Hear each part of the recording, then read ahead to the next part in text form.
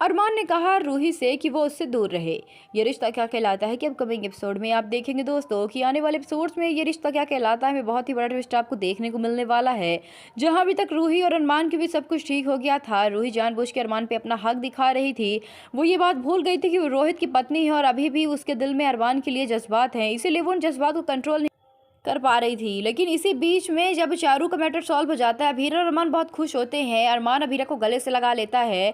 तभी अभीरा और अरमान के बीच रूम में कुछ बातें होती हैं। अभीरा कहती है कि अरमान, अगर इस एक साल के बीच में हम दोनों में से किसी एक को प्यार हो गया तो फिर हम क्या करेंगे। अरमान कह तो देता है कि ऐसी सिचुएशन नहीं आएगी।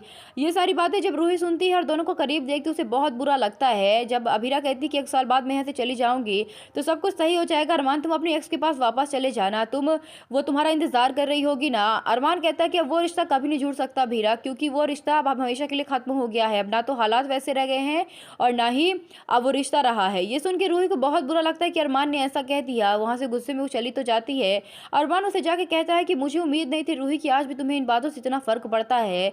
दोनों के बीच लड़ाई हो जाती है। रूही कहती है अरमान तुम्हें हमेशा अपना परिवार दिखाई क्यों देता है। मैं मानती हूँ कि सिचुएशन हमारे अकॉर्डिंग नहीं है, ना ही अभी ऐसा कुछ है कि हम अपनी फैमिली को धोखा दे, अपनी फैमिली का दिल तोड़े, लेकिन हम बीच का रास्ता तो निकाल सकते हैं ना। अरमान अरमान कहता है कि तुम्हें समझ में क्यों नहीं आता है कि तुम मेरे भाई की पत्नी हो, तुम मिसेस रूही रोहित पोदार और हमेशा मेरे लिए वही रहोगी। मैं कभी नहीं भूलूंगा कि तुम मेरे भाई की पत्नी हो, इसलिए रूही प्लीज दूर रहो।